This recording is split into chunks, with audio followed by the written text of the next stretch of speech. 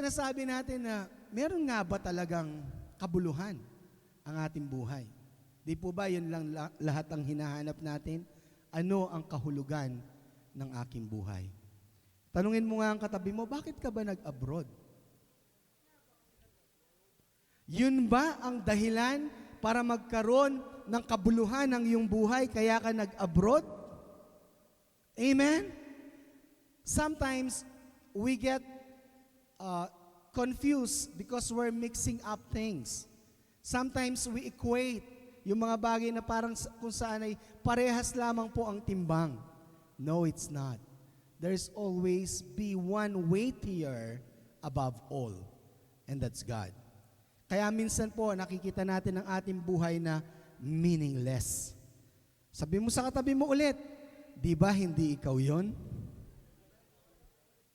Amen. Our life is meaningful. That's why in-strike ko po yung meaningless dyan. Because our life is meaningful. In the book of Ecclesiastes, naisulat po yun dahil pinapakita doon ng view ng isang tao na kung saan walang tinatawag na hindi niya priority ang Diyos. At meron din naman na sa kahuli-hulihan ay magko-conclude siya na ito dapat ang conclusion natin. So hindi natin kasi maaaral ng buo ang book of Ecclesiastes. Pero yun po ang kahulugan niya. Pinapakita dalawang view. View of a person with God and a person without God.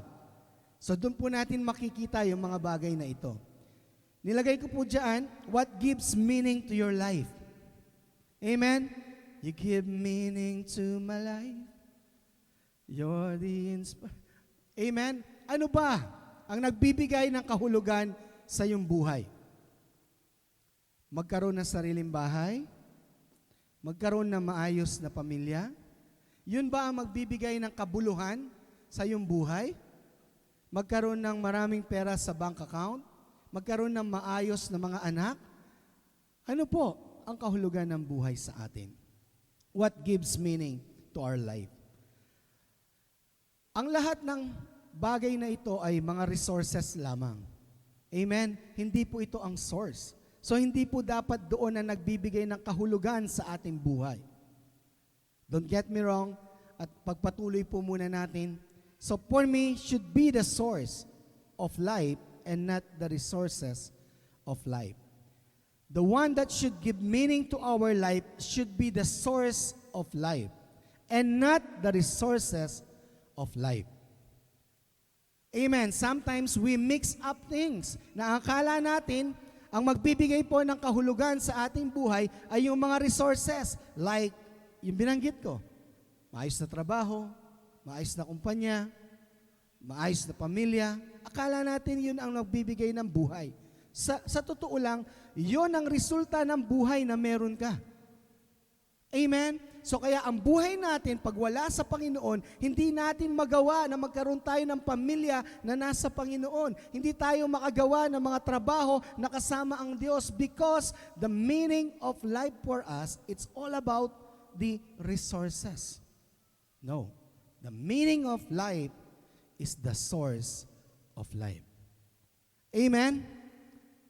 Amen. So in Ecclesiastes chapter 1, verse 1 to 9, ito po ang sabi ng salita ng Panginoon. The words of the teacher, son of David, king in Jerusalem, ano sabi niya? Meaningless, meaningless, says the teacher. Utterly meaningless. Everything is meaningless. Amen? Could you imagine ang pinakamatalinong tao na kung saan merong relasyon sa Panginoon, na kung saan ang hiningi niya hindi man kayamanan kundi karunungan. Anong nangyari sa karunungan na yon? Binawi ba ng Diyos? Hindi. Anong nangyari? Nag-iba ang pananaw. Nag-iba po ang pananaw ni Solomon. Amen? So sabi niya, utterly meaningless. Everything is meaningless. Will you agree? Will you agree that everything is meaningless? I will not agree that everything is meaningless. It will be meaningless if God is not sa mga bagay na yon. But if you put God in everything you do, it's not meaningless. It's meaningful. Amen? What do people gain? In verse 3, from all their labors at which they toil under the sun. Generations come and generations go, but the earth remains forever. Is that true that the earth will remain forever? Heaven and earth will pass away, but the word of God will stand forever. Amen? So pag titingnan natin, yung lahat na nakasulat sa Biblia, hinayaang masulat ng banal na Espiritu, pero hindi lahat. No, makikita natin na merong katotohanan sa salita ng Panginoon. Ang sabi ng Panginoon, heaven and earth will pass away, but my word will never pass away. And His word is Jesus. His love is Jesus. The expression of His grace is His death on the cross. Those things will never pass away. Amen? Andiyan ba tayo? The sun rises and the sun sets and hurries back to where it rises. The wind blows to the south and turns to the north. Round and round it goes, ever returning on its course. All streams flow into the sea, yet the sea is never full. To the place the streams come from, they return again. All things are wearisome. Wow. More than one can say. Napakahirap po talaga ng walang kapahayagan ng tinapos na gawa ng Panginoon. Now, sometimes when I'm reading things like this, I don't know, my spirit won't agree. That all things are wearisome? No, it's not. Amen. All things are enjoyable. Even in the midst of trials, it's enjoyable. Salamat po sa nag-amen. Even in the midst of troubles, amen, situation can be enjoyable. It depends on how you look at things. Amen? Kaya po ang perspective ay importante sa ating buhay. All things are wearisome, more than one can say. The eye never has enough of seeing. That's true. Nor the ears its fill of hearing. That's true as well. What has been will be again. And what has been done will be done again. There is nothing new under the sun. No, the Bible says, my mercy every morning are fresh and new. Hello? They are new every morning. And this man is saying like, nothing new under the sun. No, the love of God is always new every morning. His mercy always new every morning. Amen? So praise God. So ito po, kaya naisulat, I would like to encourage you na ang view na pinakita ni Solomon dito ay hindi view ng isang tao na meron pong pagkakilala na ang Diyos ay nasa kanyang buhay. Amen? Ang view ng nagsulat nito, isinulat niya, pinakita niya ang isang view ng human o ng mankind na kung saan hindi niya nakikita na ang Diyos ay nasa lahat ng bagay na meron siya. Kaya napapagod, kaya napapagal, kaya hindi na-enjoy. So ito ay view. Kaya nga, progressive ang kanyang isinulat. Mamaya makikita natin. So a view from a life not seeing the purpose of God. Napakahirap po na pagka hindi ang purpose ng Diyos sa iyong buhay, hindi mo makikita may purpose ang buhay mo. That's why you're always saying, my life is meaningless. Pag nagka-boyfriend ako, doon lang magiging meaningful. Pagka nagkatrabaho na ako, natupad ko ng pangarap ko, meron na saysay ang aking buhay. No! Hindi na magbibigay na saysay sa buhay mo, kapatid. Hindi yan. But I'm not saying that they are bad. But what I'm saying is, kung yan lang ang pananaw mo at wala ang Panginoon doon, that's not correct. Especially when we are already a Christian who received Christ sa ating buhay. Amen? That's no longer our view. Amen? Our view now is with God, a life with God. Ito po yung, a man who tries to fill his life with tangible things and not of God. Ito po yung nagsasabi na meaningless ang buhay. Meaningless kasi a man who tries to fill his life with tangible things and not of God. Kaya meaningless. Again, I'm not saying masama po ang mangarap. Amen? Kaya nga sabi natin, mangarap tayo, pero wag nating kalimutan na ang ating perspective ng pangangarap ay nandun ang Diyos. Hindi siya nauhuli sa ating pangarap, siya ang nauuna, siya ang gumagabay. Amen? Kaya nga pagka nakita mo ang pangarap mo at wala doon ang Panginoon, hindi yun tama. Like ang future natin nandoon po, di ba? Nauuna sa atin. Pero pag nakita mo lang na bahay na maganda, nakita mo lang pera na marami, nakita mo lang maayos na pamilya, pero wala ang Diyos, hindi yun tama. Amen? So when you see your future, you see God in your future. Amen? Saya nga, ang tao na kung saan pinipilit niya na punuin ang kanyang buhay sa mga bagay na material, sa mga bagay na nais lamang niya at hindi pinupuno ang buhay niya sa Panginoon, it's meaningless. Especially for us, overseas Filipino worshiper. Amen? We always need to assess ourselves.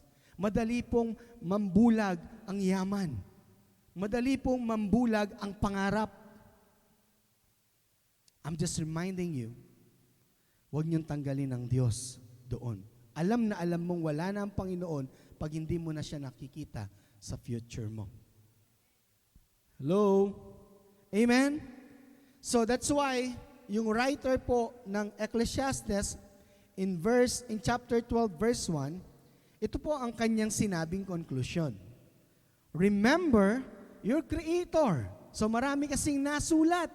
Maraming mga bagay na pinakita niya ang view ng isang tao na walang relasyon sa Panginoon. Kaya ang sabi niya, in chapter 12, verse 1, doon pa lamang po sabi niya, remember your Creator in the days of your youth, before the days of trouble come and the years approach, when you will say, ano po daw ang sasabihin nila? I find no pleasure in them. Bakit meron ako lahat, pero I find no pleasure in them? Bakit laging may kulang? Bakit hindi ako kontento? Bakit natupad ko naman ang pangarap ko? Ang baba lang ng pinag-aralan ko, doktor lang ang natapos ko. Amen? Amen po ba? Pero hindi ka pa rin kontento, hindi ka pa rin masaya. Bakit? Nakuha mo naman ang gusto mo. Kaya nga sabi ni Haring Solomon sa kanyang sinulat, remember your Creator. Amen? Bakit daw? Dahil sa kahuli-hulihan, kung hindi mo gagawin yon, nasa iyo man ang lahat. Kahit ikaw si Daniel Padilla. Sasabihin mo lang, at that time, sasabihin mo lang, I find no pleasure in them. Could you imagine all the toiling na ginawa mo? Kaya sinulat niya, di ba? Sabi niya, anong kahulugan o anong saysay na ikaw ay nagpapagod? Amen? Ang sabi pa nga, ikaw ay nagpagod, tapos bigla ka lang mawawala, lahat ng pinagpaguran mo, maiiwan lang sa iba. Again, where is the love? Doon sa passage na ganoon. Amen? Obviously, you're after of what you have, work for. Not on the things like why you are working. Para kanino? Hello? Amen po ba? Hallelujah, praise God. That's why acknowledging God in your life will enable you to enjoy what you have. When you acknowledge God in your life, it will enable you to enjoy what you have. You have boyfriend, you have girlfriend, you acknowledge God in your life. you will enjoy your relationship. You have circle of friends, acknowledge God in your life, and you will enjoy what you have in your friendship. Sa buhay mag-asawa, ganun din po. Amen? When you acknowledge God in your marriage, you will enjoy each other. Amen? Amen po ba? Ganun din po sa ating mga kagamitan. When you acknowledge God, Lord, salamat Lord sa iPad na to. Nagagamit ko sa kapurihan mo, Panginoon. Lord, ang daling mag-type dito, Lord, may keyboard siya. Hindi ako nahihirapan gumaganon, Lord. It's because of you, God. You will enjoy things. Amen? You will enjoy what you have. You know, ay nilagay ko rin po dyan, you will consume them and they will not consume you. Amen? Hindi, parang ikaw yung nauubos sa nais mong makuha lahat, nais mong, alam mo yung gano'n na matupad lahat, ikaw ang nauubos. Hello? Sabi mo sa katabi mo, wag mong hayaang ikaw ang ubusin yan.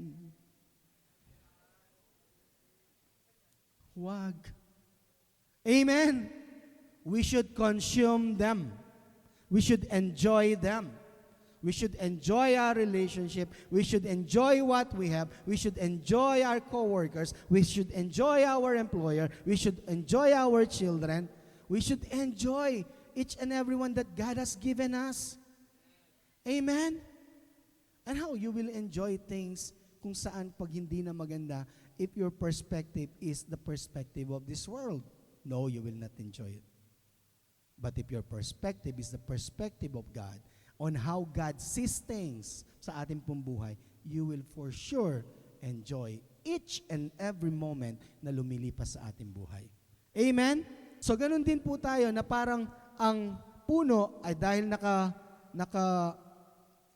nakatanim siya sa lupa, hindi siya mabubuhay ng nakabunot sa lupa. Tama po ba? Kasi ang source ng kanyang life ay doon sa lupa. Ganon din po tayo. Ang source ng ating buhay ay sa Panginoon. Amen po ba? Pero meron din tayong source na galing dito sa lupa. That's why we have our physical needs. That's why all these things will come into balance when you have relationship with the Lord. Kasi nauuna ang Panginoon and you know God will provide everything you need. Hindi yung nagpapagal tayo sa lahat ng ating pangangailangan, pero ang Diyos nandun sa hulihan. At saka na lang natin, Lord, di ko na kaya, sama ka na. No. Bakit hayaan mo pang magkanda hirap-hirap ka bago mo isama ang Panginoon? Bakit habang ngayon na nag-e-enjoy ka, isama mo rin ang Diyos? Amen? So our physical body needs the resources from earth for us also to survive physically. That's why we need food, we need shelter, we need clothing. These are our protection. Amen? Because we have in us that is part of the earth, somehow we have in us also that is dependent on the earth. Hello? Andiyan pa ba tayo? That's why kung tayo po ay mawala na ang ating katawang lupa, hindi na natin kailangan kumain. Kasi bakit? Wala nang part na dependent doon. Hello? Nakukuha ba natin? Amen? So, hindi rin tayo pwedeng mabuhay dahil part sa atin ay galing sa Panginoon, hindi tayo pwedeng mabuhay nang wala ding resources coming from God. Hello? Amen po ba? So our soul needs the things about God and God Himself in order also for us to survive. So there are two things in life. That's why when you come to realize being a Christian is always balance. Hindi yung hindi ka nakakain. Hindi yung hindi ka na mag-enjoy. Because there's a need. Hello? Oh, glory to God. That's why in Ecclesiastes chapter 3:11, ito po ang sabi. Sa pagsulat ni Solomon, ni Haring Solomon, ito po yung mababasa din natin in 3:11. He has made everything beautiful and appropriate in His time.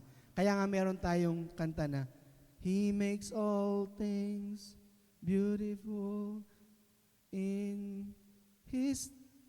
Ikaw na lang po kumanta. Amen? Kaya merong awit po na ganoon, di ba? Ang sabi niya, He has made everything beautiful and appropriate in its time. Meron pa, hindi natapos doon. Ano daw po? He has also planted. Sabihin natin planted. Eternity. Amen. He has also planted. Kaya sa buhay natin, meron dito sa ating puso na tanging makakapagpuno lang ay ang Diyos. Bakit ko sinabi yun? Makikita natin mamaya. He has also planted eternity, a sense of divine purpose in the human heart. A mysterious longing which nothing, sabihin natin nothing, under the sun can satisfy except God. That's why I'm telling you, kung lahat meron ka man, pero wala ang Diyos sa buhay mo, hindi ka pa rin kumpleto.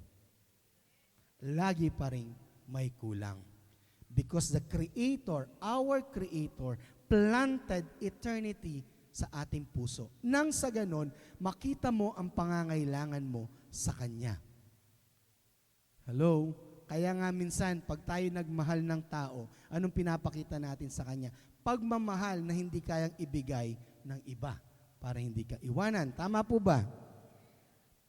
4 lang. Di po ba? Ganun ang ginagawa natin na pinapakita natin sa ating mahal na ako yung tamang tao sa'yo, ako yung magmamahal sa'yo, hindi kita iiwan, hindi kita pababayaan.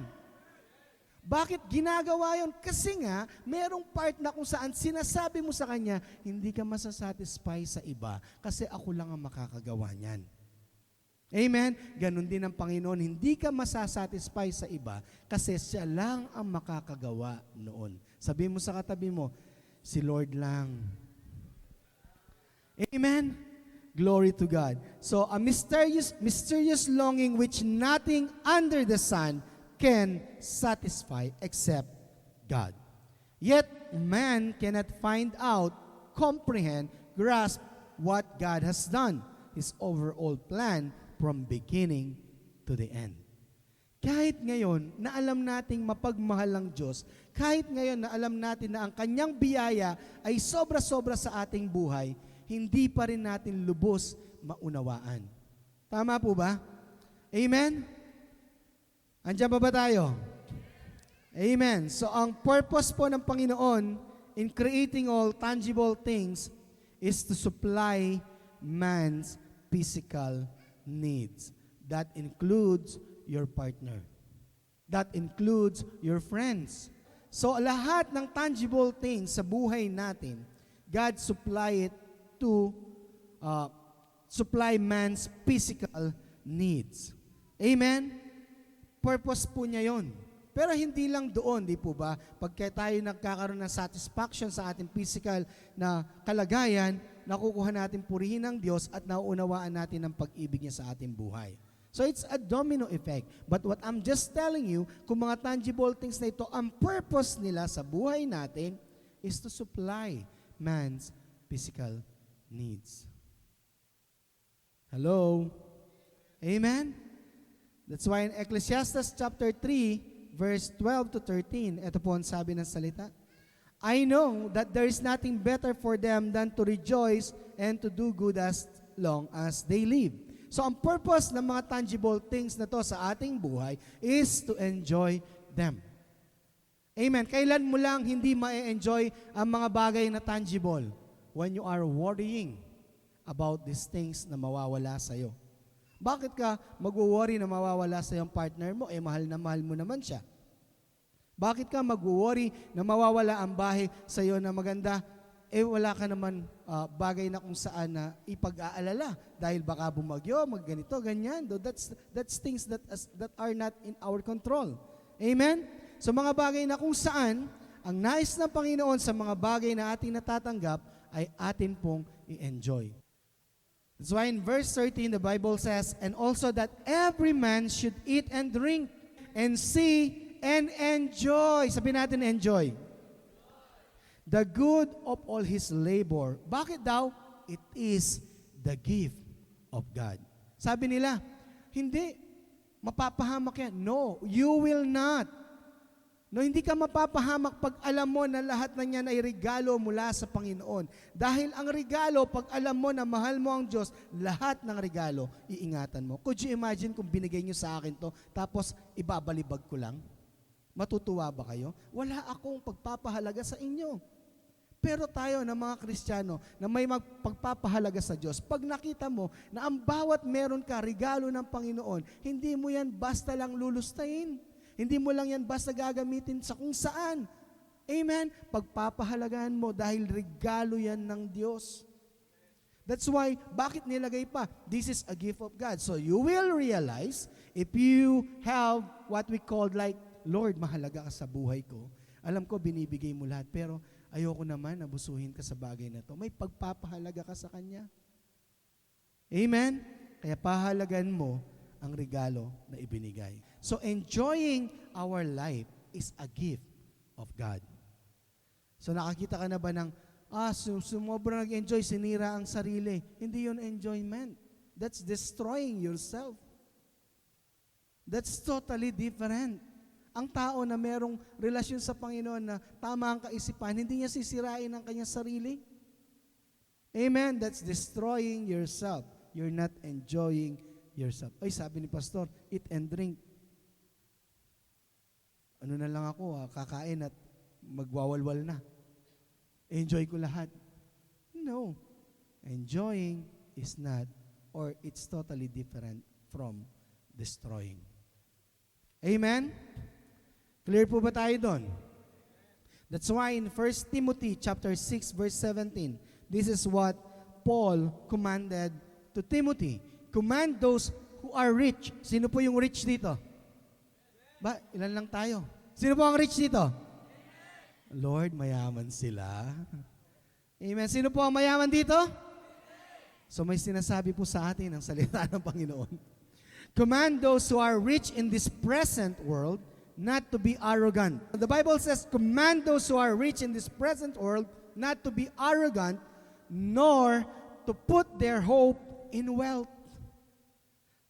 Wag, sabihan nyo sila na wag nilang ilagak ang kanilang pag-asa sa mga bagay tulad ng kayamanan. Ano ba ang kayamanan sa'yo? Hello? Amen? Which is so uncertain. So meaning to say, uncertain, sometimes relationship is uncertain. It can be uncertain sometimes, right? Amen? Ano pa po ang uncertain talaga? Economy. O minsan, mayaman tayo sa, tawag doon, sa stock market. But the economy is uncertain. Huwag mong ilagak. Hindi ko sinasabing huwag niyong gawin yon. Because God give you wisdom. Tama po ba? To have rest in your heart. To invest your money properly. That's your call. But what I'm just trying to say, do not put your hope on those things. Amen? But to put their hope to whom? In God. Bakit daw? Because He is the one who richly provides us with everything for destroying ourselves. Yung po ba ang sabi ng Bible? For our enjoyment. God provides everything you need to enjoy. Let's go back again in Ecclesiastes chapter 3, verse 11.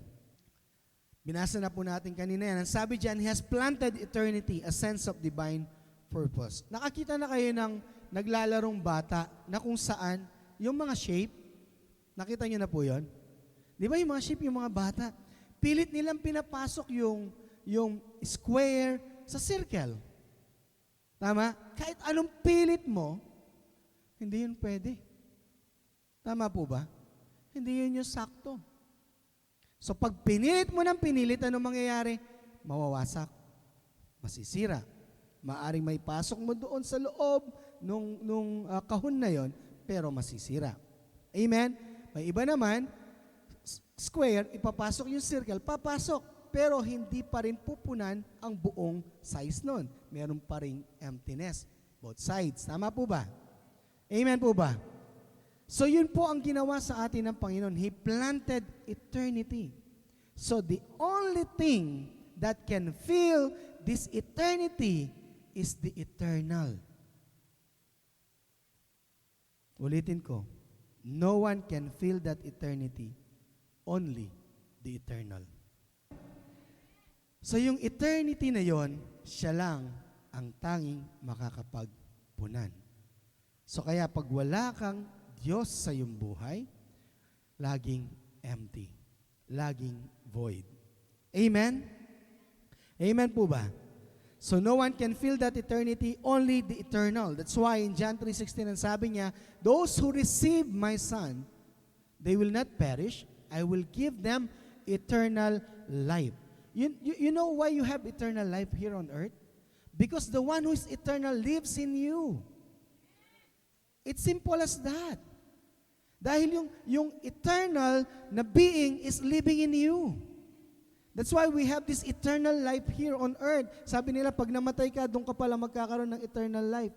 Hindi po. The eternal life is already living in us. Amen? That's why we will just continue it. Pagdating natin doon sa langit. So ang Panginoon po demonstrate already our need of Him. And He's so gracious, that God offer Himself to us. Ganon ka-gracious ang Diyos. In-offer niya ang kanyang sarili. The Father offers Himself to the people. Jesus died and offered salvation and reconciliation to God for all. Amen. Up to this very moment, God did not stop offering Himself to us. Ano po ang binigay niya sa atin? God gave us the Holy Spirit to be with us wherever we go. Amen? The one who is in us brings meaning to our life. Yung pong nasa atin, siya ang nagbibigay ng kahulugan sa ating buhay. Matthew 4:4. But he answered and said, it is written, man shall not live by bread alone. He did not say, man should not live by bread. But he's saying, yes, you have a need of bread, but you should not live by bread alone. Hello? But by every word that proceeds from the mouth of God. Amen? So tingnan po natin yung mga bagay na ito sa ating buhay. The bottom line is, we have our physical needs.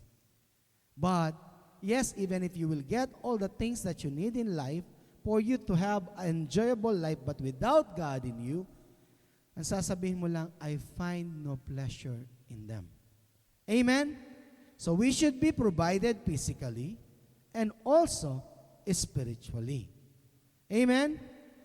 So nilagay ko po dyan, dependent on what the world gives and not on God makes our life meaningless. So tandaan niyo po yun.